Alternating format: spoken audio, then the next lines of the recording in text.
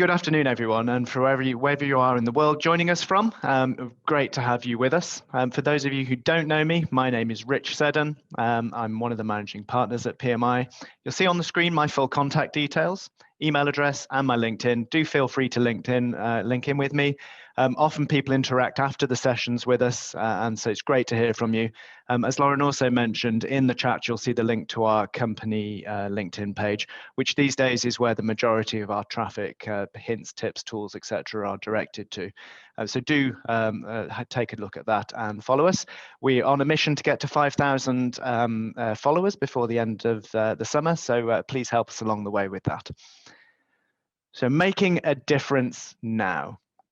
Why this topic? Why now? And that's a question I pose when I'm facilitating these sessions to my colleagues. Now, with this one specifically, it's a time-based issue.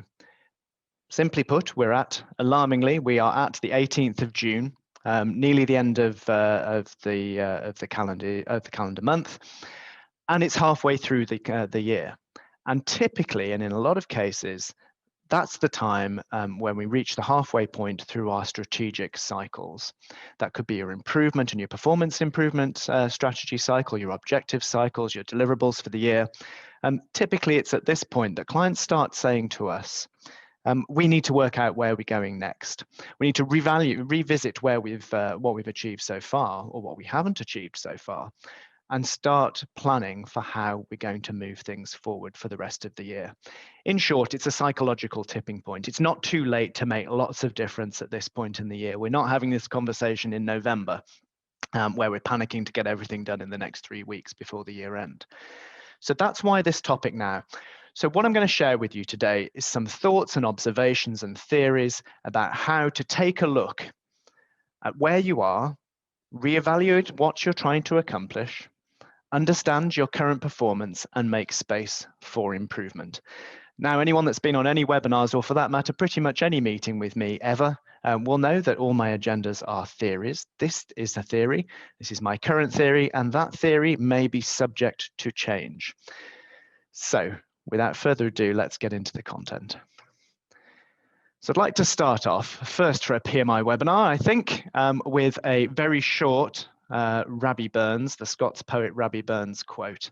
It is really short. And forgive me for my Scottish accent. I'm married to a Glaswegian, and that's my excuse. And the quote goes like this: "The best laid schemes o' mice and men gang aft agly," which roughly translates as "the best laid plans often go awry." So why have I started with that? And in short, it's because we often hear people, our clients, beating themselves up because they're not where they want to be in their strategic cycle. That could be with their improvement plans, their objectives, their deliverables for the year, the projects they've been delivering. And simply, I put it that even the best laid plans go awry. That is normal, and we must accept that improvement is tough. If it weren't, we certainly wouldn't have a business. And we must therefore accept that in order to remain relevant, we must adapt to events and the environment. And my message is this: that's okay. That's all right. You might be perfectly comfortable with that, and great, fantastic. But that's not always the case. And quite often we find a lot of reluctance to revisit what we were trying to accomplish. And bear this in mind, when forming your strategies and plans, it's really important to remember that the decisions you make are made in the context of the environment in which you make them. What do I mean by that? So if you put your plans together for the year in September, October, November of last year, you made those decisions based on what was going on then and what you knew and your best known data at the time. That may not be the case anymore. If anything, the past 18 months has taught us is that the world is a pretty rapidly changing place. And the same happens to our plans. So it's important to step back. And one of the things I'm going to talk to you about in the prioritization section shortly is about how to take an open and honest review of the things you are trying to accomplish. But let's face it, wouldn't the world be a really boring place if we weren't ambitious when we formed our plans? So again, a little forgiveness here. We have to be ambitious. That doesn't mean being hopelessly unrealistic, but we have to be ambitious. And as long as we understand why we haven't delivered what we set out to achieve, then I'd say, in most cases, that's okay. And bear in mind that as a species, we're a pretty hopeful species, and hope always plays part in the decision-making process. As long as it doesn't play too much and you're making the decisions with data when you form your plans, then you're in a pretty good place. So today is all about strategic adjustment. Not necessarily starting from scratch, but addressing the need to re-inject energy at the halfway point in the year to know what's going on and how to accelerate your performance improvement from here. Okay, so let's start with a poll. First poll of the day is on screen now. Lauren will share it very shortly. And the question I'm asking is, where are you? Answer 1, our improvement plans are growing brilliantly. 2, we keep hitting obstacles to our improvements. 3, we just don't have enough time to make progress. And 4, we've made some progress, but not as much as we'd like. And this is a select all that apply poll. So you don't need to choose a single answer for this one. Any that resonate. I'm just trying to get a feel for who we've got in the room. And I mentioned earlier on that all agendas are theories. So I'm testing my theory here. I won't reveal what my theory is, particularly at this point. I wouldn't want to influence the outcome. No, go on. But yeah, take a look, and I'll shut up now to allow you to think about the questions in front of you. Yeah, I was going to say they are flying in, and there is one standing out kind of more than most, perhaps expectedly, but we'll see. Okay, I've got a comment from Andrew, Lauren, I think, just saying that we can only select one. I apologize for that. That shouldn't be the case. In which case, let's adjust this theory, and if you could apply to the one that resonates the most. There we go. That is called fleet of foot strategic realignment. Okay, looks like everybody's in, so I'll end that now. Great, thanks, Lauren. Okay, well, there goes my theory. So we've made some progress, but not as much as we like coming streaming out on top here. Coupled with we just don't have enough time to make progress, and we keep hitting obstacles to our improvements. And no response at all, no one's selecting our improvement plans are going brilliantly. So if there's something else that I haven't included here as an option, if there's some other position you guys are in, something else that is or isn't resonating, just pop it in the chat and Lauren will put it to me as we go through. Have we shared? Yeah, those results are now off share, I think. Yeah, cool. Okay, so thank you for that. Really interesting. Helps me understand where we're at. I thought we'd get some responses on more responses on obstacles is where my thoughts were. But similarly, the one I thought would resonate the most is we've made some progress, but not as much as we'd like. Great. Okay, so this is the webinar for you then, folks. I'm going to set my target high, set my objective here to satisfy that demand. So let's start with the reevaluation process, which is where my slides work. There we go. Okay, so reevaluation. Where are we now and how did we get here? That's the question we're posing here. And there's 3 areas I'd like to encourage you to start with.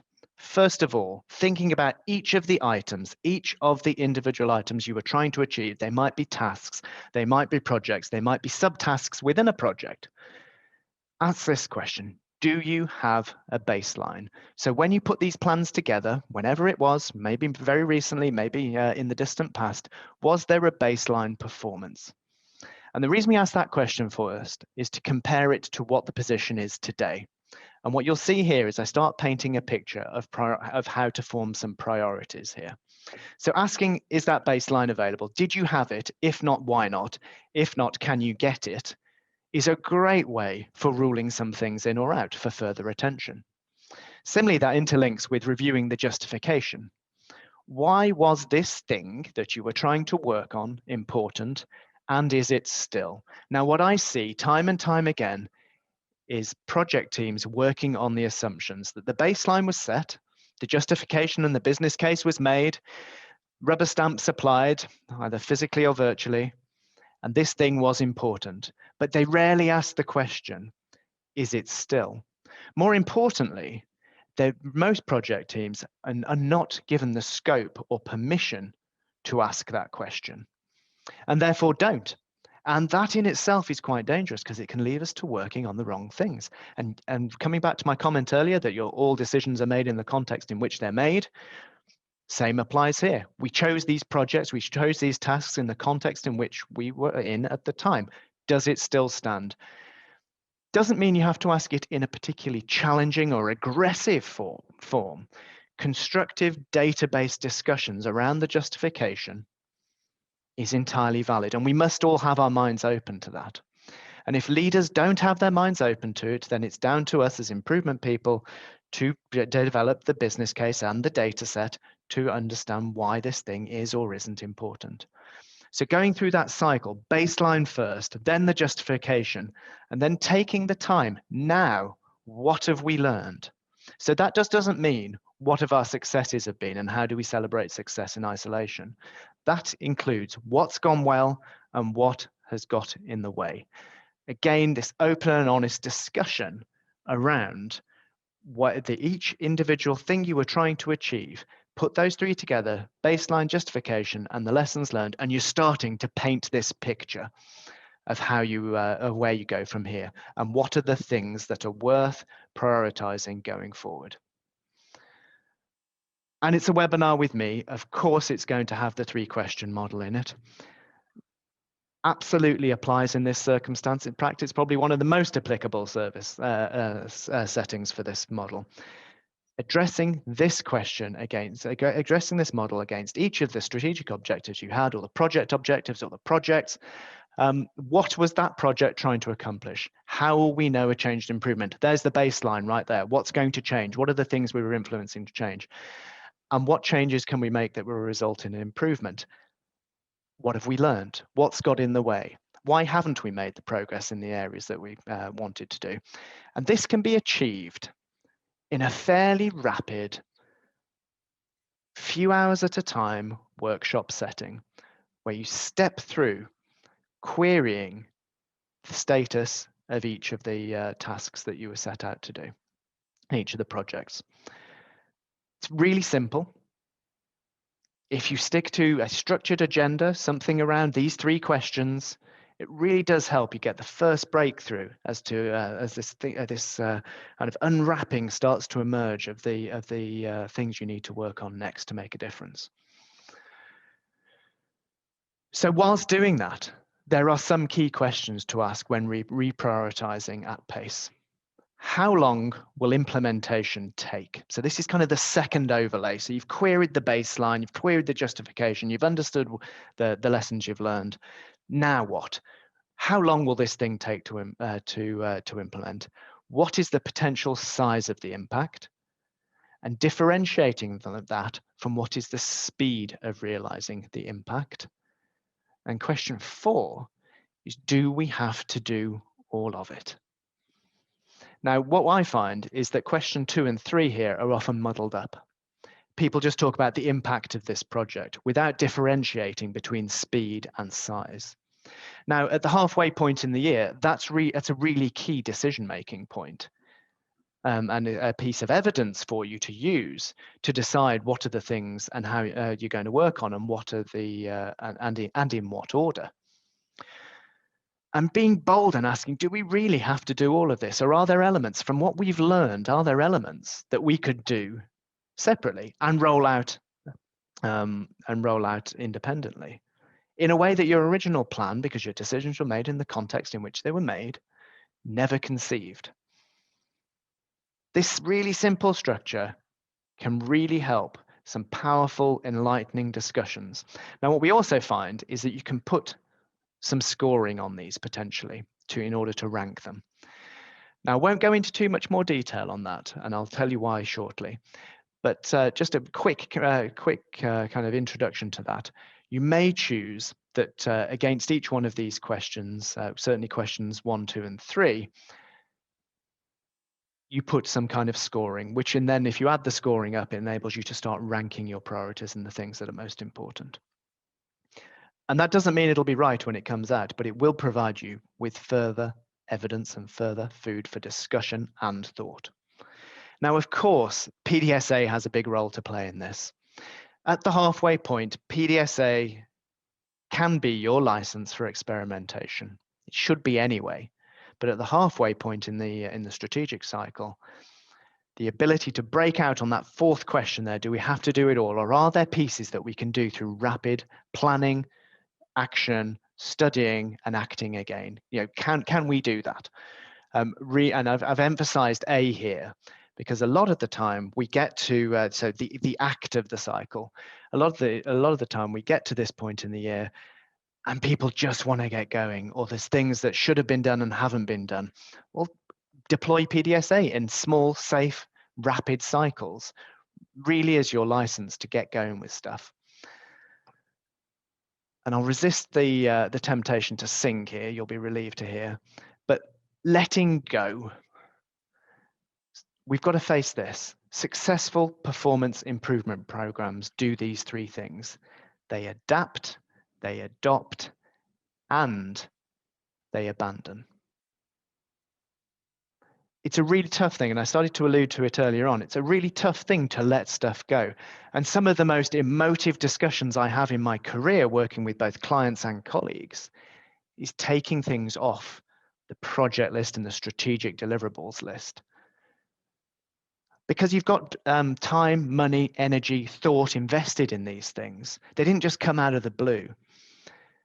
But when it comes to letting go of those items, some of those items, it's really difficult. And I read an article last month, actually, in the Harvard Business Review that found an interesting, and I've thrown this in here because it was interesting given the common practice at the moment of so many people working remotely. And this study found a fairly large scale representative study of teams working on change and improvement projects, found that dispersed teams, so teams that are not co-located, were more efficient than non-dispersed teams at delivering successful projects. But here's the interesting thing. They were less effective at abandoning failing projects. So a dispersed team is more effective at delivering successful projects, but less effective at abandoning failing ones. That really struck me as interesting. I'm not sure I understand the reasons why that should be the case. And it was a developing theory that was being shared. But it does play to this difficulty of abandoning can be quite difficult. And that could be for a myriad of reasons. If any of this is resonating, do let us know in the chat. I'd love to hear for your thoughts on that. And if you've experienced particularly around the abandoning of any objectives or projects, and how difficult that's been or easy that's been in your organizations. Really keen to hear that. So finally on this section, reprioritization at pace. Now I've cut that section short because next week's webinar with my colleague Warren is all about, the entire webinar is about prioritization. So working on the vital few. So it builds on some of the theories that I've just expressed there. And Warren will talk to you much more about the actual scoring and the prioritization matrices. So look out for that. It's next week, Friday, 25th of June at 1500 UK time. So that's as far as I'll go on that section. So the next piece I wanted to share with you is understanding current performance. So we've reevaluated where we've got to. We've examined the lessons learned. We've established our baseline. Now here's a question. How rigorously do we understand the performance of our change programs themselves so that we seek to understand our own performance improvement? So some questions to consider related to the plans and the strategy you've got established. What results do you currently review? Are they relevant? Are they still relevant? Do they come through in a meaningful and actionable time frame? What are the behaviors that those results encourage or don't encourage or suppress? And do you distinguish between in-process measures and results measures? Now, all too often, we see, especially in project deliverables, lots and lots of focus about results measures. What difference has this thing made, rather than how is this thing progressing? The answer is you need to do both. We see the in-process measures more often than not done quite poorly. Sometimes there's timeliness, but a very difficult thing to manage, and very difficult to generalize about. So we said we'd deliver this thing by the end of month Y, and we're currently on month Z, and therefore there's a delta there somewhere. But that's about as far as it goes quite often. And really, we want to dig into what we were trying to accomplish and what were the results we were trying to change in the first place, the in-process measures, to really get a better and richer understanding to help accelerate our performance. So ask yourself this question: could a structured performance huddle for your change programs itself help? So before I go on to that, I want to see where you're at with this. So do you use performance huddles currently for any of the following? For daily process management, for managing improvement and change projects and programs? Or answer 3, we don't use them. And I'm sure there'll be something else here. So if you do use them for something else, do let us know. Drop it into the chat. And so we'll be very interested to see what you've got to say. So thanks, Lauren. I can see that's on screen now and people are responding. Yeah, just while everybody's coming through with those results, Kate's been on the chat to say that this really resonates and relates to engagement for their teams too, to deliver kind of what's been asked in tight deadlines, only to have the business kind of abandon the project. So need space to kind of grieve and need thanks for the efforts that have been made before they kind of move on to the next one. Okay, no, great point. And actually, I didn't elaborate on that enough. I will just talk about that momentarily when the poll closes. Okay, I think we're in, so I'll get that shared. Great, thanks, Lauren. Okay, so that's on screen now. So what we've got is a mix. 30%-ish saying we don't use them at all, and then a mix between daily process management, but the majority saying you do use them for managing improvement and change projects and programs. Fantastic, music to my ear. So tell us how that's going. How are you using those? Does it work well? Does it not work well? Drop stuff into the chat. Really keen to explore some of these issues and also test out some of the things I'm about to say in the section talking about performance huddles for that very purpose. So yeah, just very briefly back to that point in the question from Kate. So yeah, interesting.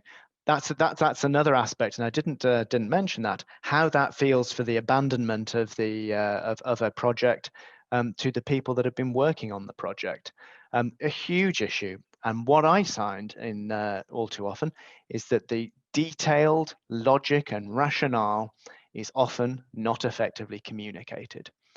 The project's just shut down for a one-liner, one-line reason, or something that seems really quite spurious. And it's tough. You've invested energy, you've invested your time, blood, sweat, and tears into this thing, only to have the metaphorical rug pulled from underneath you, and the project's disappeared.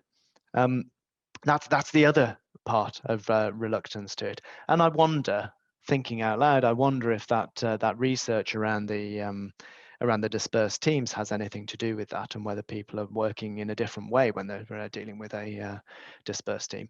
Possibly. Thanks very much for the question, for the comment. Really interesting. So let's think about performance huddles. What are we trying to do here? We're at the strategic halfway point. We need to get energy. We need to get engagement. We need to understand what's going on. A simple performance huddle can enable you to do that, to become the daily drumbeat, to really re-inject energy around those strategic deliverables. It acts as the voice of the process, and here's a critical thing: can help reduce the risk of tampering. Not that that happens anywhere, of course, I understand, but it can help reduce the risk. And what we're trying to do fundamentally is make the progress more visible. by providing a repeat, structured forum for sharing issues, for sharing performance, and resolving any issues quickly. Keeps everyone informed and removes the need for a whole load of activity around keeping people informed and laborious reporting that can in itself be a non-value added activity in some settings.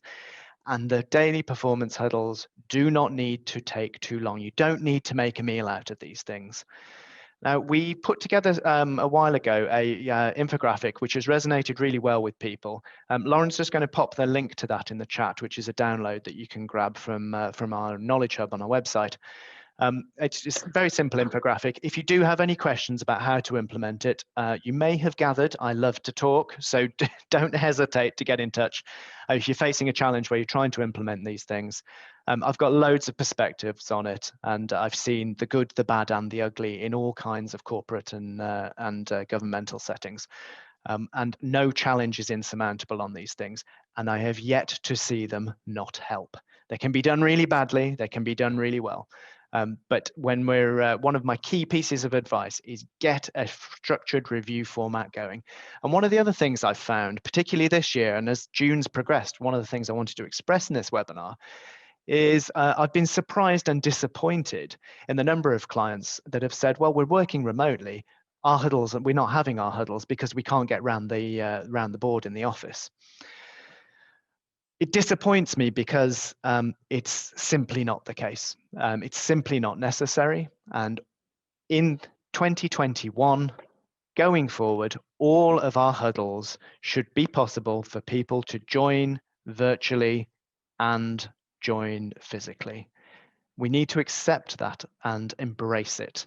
And it can be done really simply with webcams. One of my, I'll wave this around later, my selfie stick enables me to stick my mobile phone on a stand, and you can have people joining a huddle from anywhere.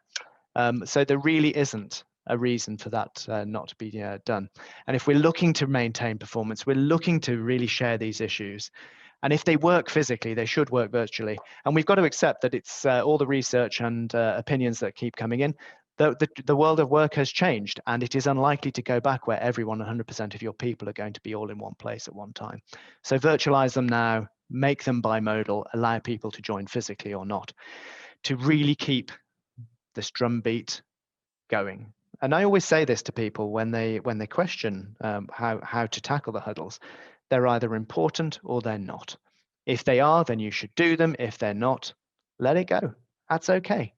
But I'd challenge the content of any that are said to not be important. And things change, context change. That's fine, but the content should reflect what's important at the time as well. Okay, so the biggie, the making space. Does this resonate with anyone? We just don't have the time for it right now. If I was to quote one thing that I've heard more in my nearly 20-year career in this sector, it's this. I first heard someone describe it as the bandwidth in 2003. We just don't have the bandwidth for this right now. And it occurs over and over again. The trouble is, there will never be a good time. There will always be a peak season. There'll always be a quarter end. There will always be some other thing, whether it's Easter, Chinese New Year, you name it. There's always something. Summer, for example. What a surprise, it's coming round. It's a reality, and we shouldn't fight it. We have to find ways to work with it. So let me ask you this question. It's our third and final poll, specifically about the time question. Does time available impact on your performance improvement efforts? Very often, through to very rarely. That should be on the screen now.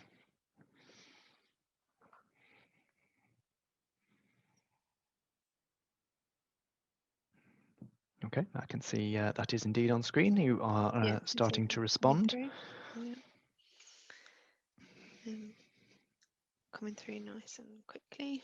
I should say, if this one doesn't work out in the way I'm anticipating it is, I have no plan B for the next section, folks. So please be obliging. Okay. Okay, that looks like everybody's in. I'll get those shared. Great, thank you, Lauren. A few is the subtitle for this one.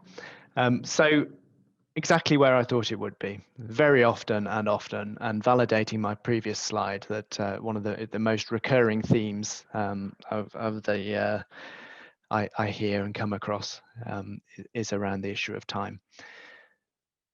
And we've got to face it, it's not an excuse, it's real.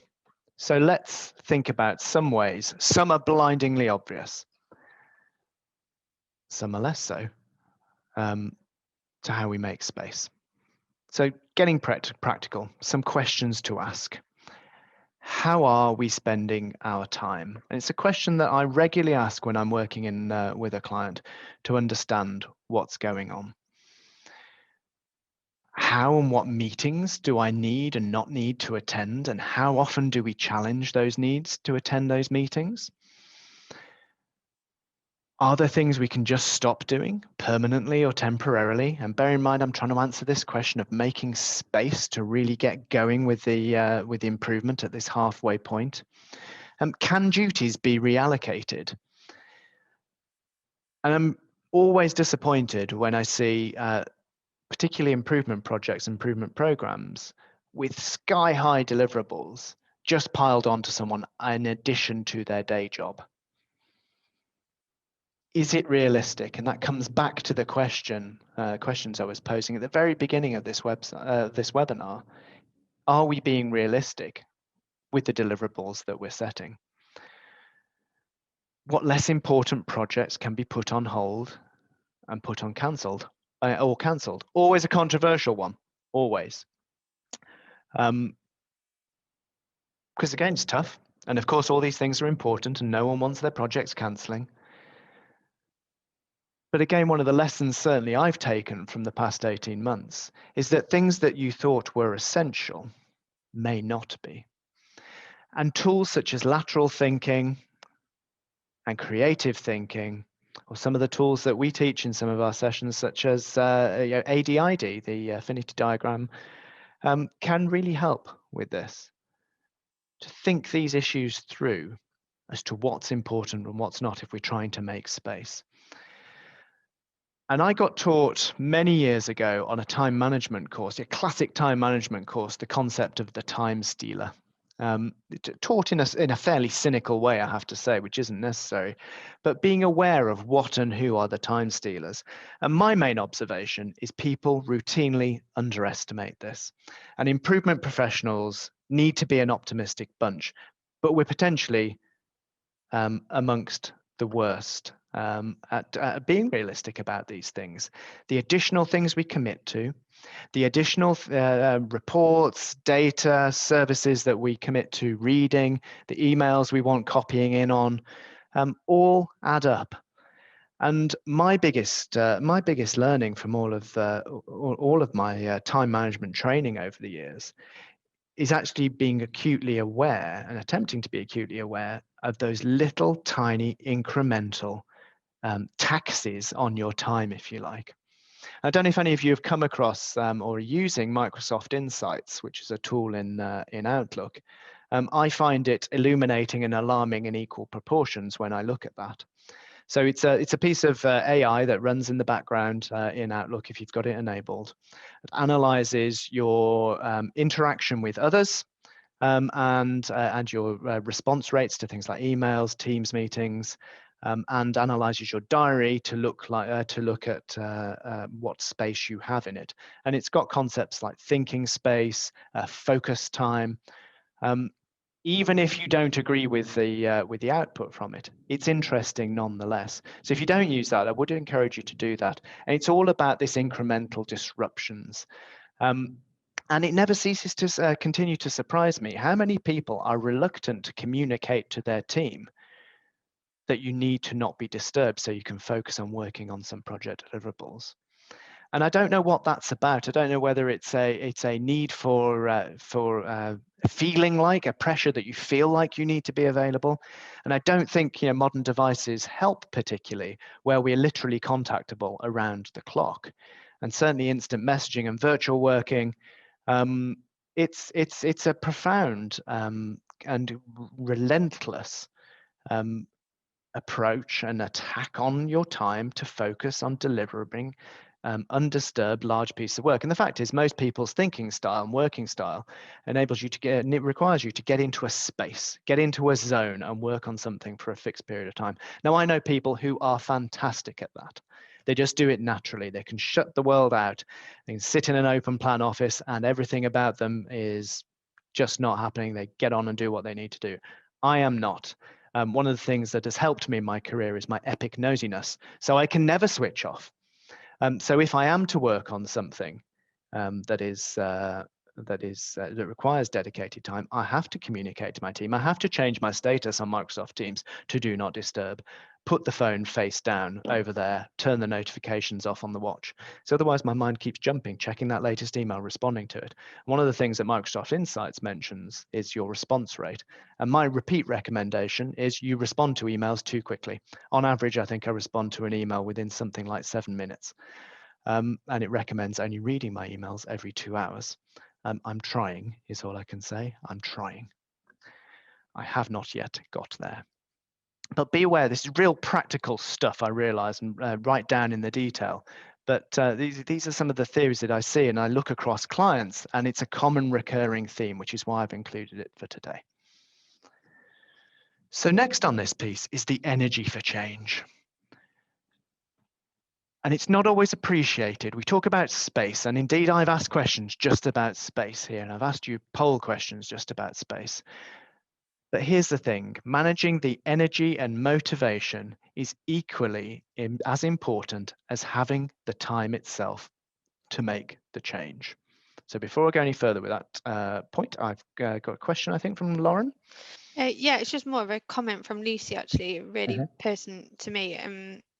She finds that sometimes projects just not seen as important. There's just no support until it becomes really urgent, and then the project's just kind of rushed through and not kind of completed to its full potential. And I know we've certainly seen that with some clients. Yeah, beware the 3-year implementation timeline is what I always say. If you've got that 3 years, 3 years seems an awfully long way away. Yeah, indeed, it projects get tasks that are required, and the so-called critical paths that are established can be chipped away at quite easily. Yeah, great point. Thank you very much for that. So, managing the energy and motivation. Can you work in cycles to sustain goal delivery? Can you rotate teams and people?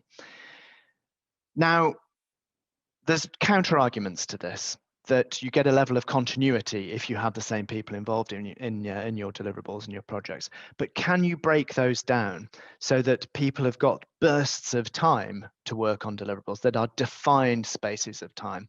There's loads of research to suggest that that can be very effective, rather than chucking someone onto a project and leaving them there for 3 years, or saying over the next 3 years, in addition to your day job, you need to do this. Or even 12 months, 2 months, whatever it is. So this question of really querying when we're reevaluating, is there a different way that we can use our resources that are available, our talent that's available to us, to be more creative about this? And I put this point in here about carefully considering how you frame messages.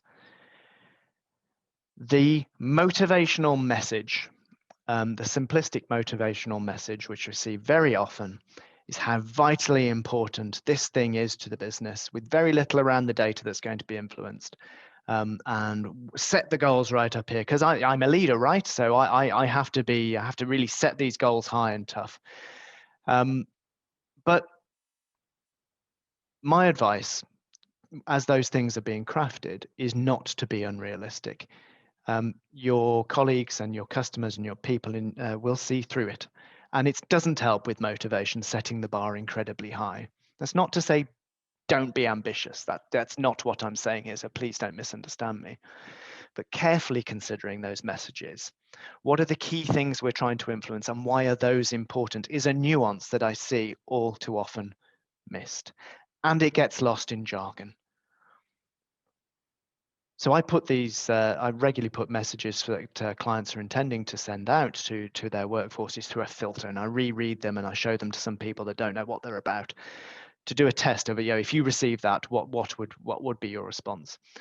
And it's just a way of getting extra eyes on it, and it helps dilute the temptation to be overambitious and unrealistic. It doesn't help with motivation whatsoever. And then finally on this, around energy to change, it's so important about capturing and sharing the story as you go. Now, I waved around my trusty selfie stick earlier on. Throughout the pandemic the start of the pandemic last year, I used my selfie stick and my mobile as a means of capturing and sharing our improvement story and our crisis management processes with the PMI workforce. Sometimes I was in my running gear. Sometimes I was fully prepared and scripted. They varied in lengths, just short videos to let them know the good, the bad, and the ugly as the progress of the projects and the things that we'd set out in our crisis management plan, how that was going. It's a really, really effective, simple, low cost, and accessible way to do it. And encouraging your teams to work on that as they're working through improvement programs, and just grab their mobile and say a few words into the video. Couple of minutes, you can get a whole load of messages, cut out a need for a whole raft of reporting, but that enables you to capture the story so that when you are finished with it, you can feed that into the lessons learned. And patching those things together into a single video is the work of moments in Windows. You can just drop it into a video editor. Really, really handy. And the response I've had when I've encouraged clients to do that has been fantastic. It just enables you to explain the thinking, what's going on right now, just a couple of minutes to capture, and you can express a whole load of stuff that an email could be read, interpreted, and misinterpreted appropriately. And let's face it, who needs any more emails in their life? So some months ago, I think this is, we're approaching my summary shortly. Some months ago, I ran a webinar on decision making and making better decisions. This slide around risk really resonated. I got people getting in touch with me afterwards to ask about it and to talk about it. And the reason I've included it in this webinar as well is because the risk and uncertainty and clarifying these two things and the difference between these two things can help you re-inject energy into the things that you need to work on. So distinguish the important things that you need to work on. So this is a piece of research that a guy called Frank Wright did in 1921. And he distinguished between risk and uncertainty in the following way. Risk are the things when the probability of an outcome can be calculated. Uncertainty, on the other hand, is when the probability of an outcome is not possible to determine. Now, it's my assertion, and I think it was Frank Knight's as well, but it's certainly my assertion, that all too often we muddle these two things up and see them as one and the same. The risk of not doing something. Do we mean risk? Can we calculate it? Or do we mean uncertainty? One is not better than the other, by the way, but they are quite different. And it's a lens to look through and to change your view. It can really help in the efforts to decide what are the key things you're going to work on and what are the things in the next 6 months in the mid-cycle you're going to work on. I watched a TED talk, I think it was around January time. I watched it. It was from early last year by the author Elizabeth Gilbert, the author of Eat, Pray, Love. She did a TED talk. It's available on TED.com, where she said this. A central paradox of human existence is that we are blessed with the ability to adapt fast and well to almost any circumstances. Yet we're cursed with high levels of anxiety about the change. So we're blessed with the ability to adapt fast and well to almost any circumstances, yet cursed with high levels of anxiety about the change. Now, my assertion is that this slide, this piece of work by Frank Knight, can help us deal with that. Distinguishing the things that we can measure and calculate, that's risk, versus uncertainty, and what degree of each of those things surround the deliverables in our strategy, in our improvement plans and projects. Okay, so hopefully that resonates as well this time and seems as applicable as it did last time. So moving into my summary, key points here. Number one, reevaluate what, why, and when. Take those projects, take those plans, and ask those questions that I outlined earlier on. Adapt, adopt, and abandon as appropriate, as the evidence, as the data, as the baseline, as the environment requires and dictates. Be bold in those decisions. It can be very refreshing to take a new angle on something that previously appeared to be set in stone. Because ultimately what we're trying to do is the next point, drive progress, and get huddling to really drive that progress, communicate that progress, share where you're at, share issues and resolve them together.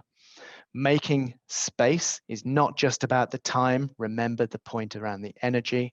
And my final point that I just talked about, distinguishing between the risk and uncertainty.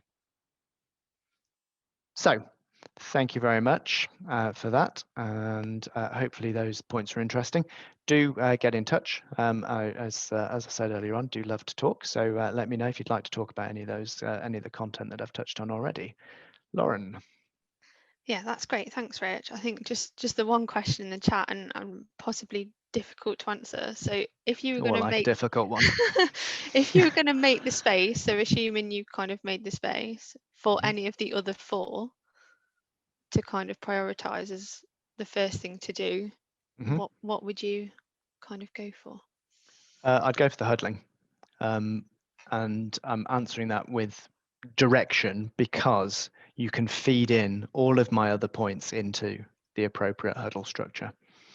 I think people sometimes get hung up on the titles with huddles. So yeah, you see SPDC, QA, BDC, etc., etc. It's the content that matters. And anyone that's been through any of our huddle training will be aware that we emphasize the need for establishing the purpose. And stating that purpose every time you are huddling. So that purpose is entirely flexible. It's whatever you're trying to accomplish. So if the purpose is to get objective A, B, and C over the line by month B, then that's the content you need to develop in order to do that. And if you need to get the baseline, you need to get the data, you need to create the energy, create the space, well, create the agenda for the huddle around that. It's a real punctuation point and it's very powerful. Okay, great. Thank you very much.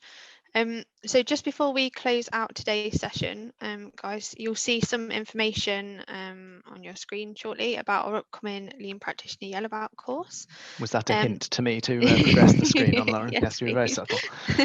If you want to learn the thinking, the method, the tools, how to tackle problems quickly and effectively using Kaizen, then this course is the one for you. Our next available dates are the 29th and the 30th of June. I checked just before we came on and there are still a couple of seats left on that. And you can choose to attend whatever's best for you. So we're running them in our classrooms in our West Midlands and using our state-of-the-art virtual classroom. You can find out more and book your place online at pmi.co.uk for that. We very much look forward to welcoming you back on next week's webinar with Warren around prioritising those vital few. If you haven't already done so, you can register for that now at pmi.co.uk/webinars. And as promised, here is the sneak peek to July's schedule. So that's on your screens now, and these will be available for you to book next week. So they're the four in the purple there. They'll be available to book next week. And it's worth emphasizing, Lauren, sorry to interrupt you, Flo, that those topics have all come back from the feedback that you guys have given us in the survey. So a real mix there, as you can see. But yeah, those are the things you've told us you wanted to see. Yeah, great, thank you.